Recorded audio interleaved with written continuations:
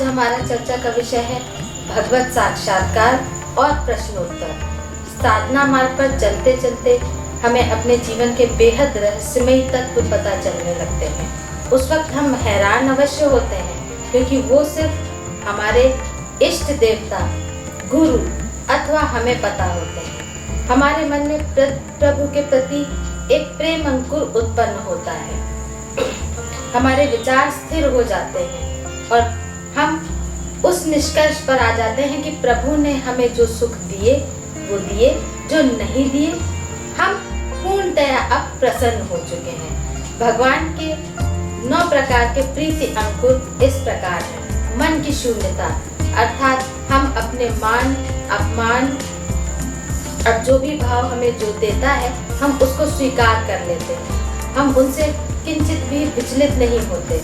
आशा बंधन, हमें पूर्ण आशा जागृत हो चुकी होती है कि जो हमारे इष्ट देव हैं वो हमसे पूर्ण रूप से प्रसन्न हैं। उसके अलावा समुत्कंठा, अपने अभीष्ट भगवान को पाने की, किसी भी प्रकार से उनको प्रत्यक्ष रूप में अपनी आंखों के समक्ष देखने की एक प्रबल इच्छा जागृत हो चुकी होती है। उसके अलावा शांति अर्जित होती है।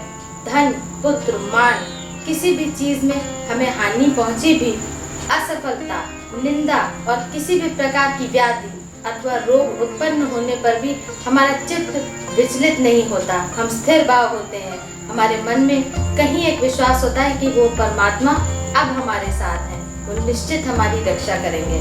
अत्यर्थ कालत्व, अर्थात सांसारिक विषयों से लगाव ना होना, जैसे किसके पास जायदाद है, मकान है, किसके घर में कैसी बहू आएगी, आई है, अन्य व्यक्तियों के जीवन में झांकना और अपना समय व्यर्थ ना करना, बल्कि मन, वाणी और शरीर से सिर्फ और सिर्फ परमात्मा की सेवा करना, जैसे गरीबों को भोजन कराना, मंदिर में कीर्तन इत्यादि में सेवाएं देना, प्रभु के समक्ष पोछा लगाना, ऐसी सेवाएं करने में हम रत हो जाते हैं। उसके पश्चात आती है विरक्ति।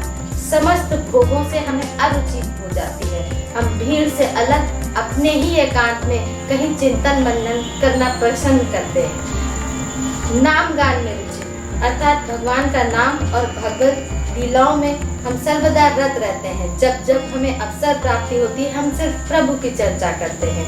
और निवास प्रेम, जैसे कि जो भूमि भगवान के चरण स्पर्श से पवित्र हो चुकी है उस स्थान पर रहने की चेष्टा पूर्ण रूप से करना, कि जब भी हमें अवसर मिलेगा हम सिर्फ प्रभु चरणों में जाएंगे।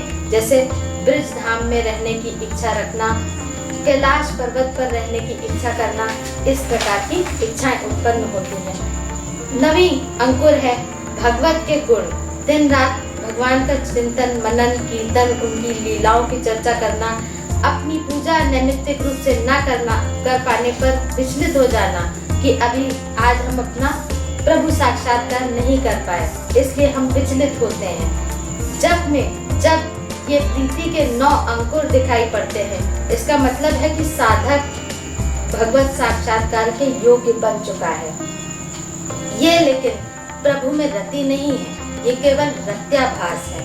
रत्याभास 2 प्रकार के होते हैं। एक प्रतिबिंब रत्याभास, अर्थात भगवान को देख के गदगद भाव होना, आंखों में अश्रुपात होना, अर्थात आंसू गिरना आंखों से।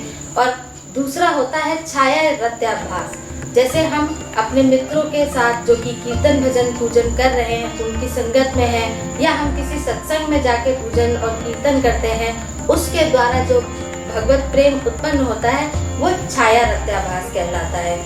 किसी से भी विघ्न से भी ना पराजित हो जाने के बावजूद हम जब भी अपने मार्ग पे दृढ़ होकर चलते हैं तब हमें निश्चित सिद्धि प्राप्ति होती है। इस प्रक्रिया में अनेकों वर्ष लग जाते हैं। ये महज कुछ दिनों का काम नहीं है। इसीलिए हमें अपने गुरु किस पद पर होने चाहिए, अर्थात वैष्णव पद के गुरु, शैव पद के गुरु, शक्ति पद के गुरु, नाथ पद के गुरु, अघोर पद के गुरु अपने अनुसार चुनने चाहिए। पूर्ण परंपरागत से ही हमको विधि विधान से ही सिद्धि प्राप्ति अवश्य होती है। आप अपने विचार हमसे अवश्य बांटें, अपने प्रश्न हमें अवश्य भेजें। धन्यवाद।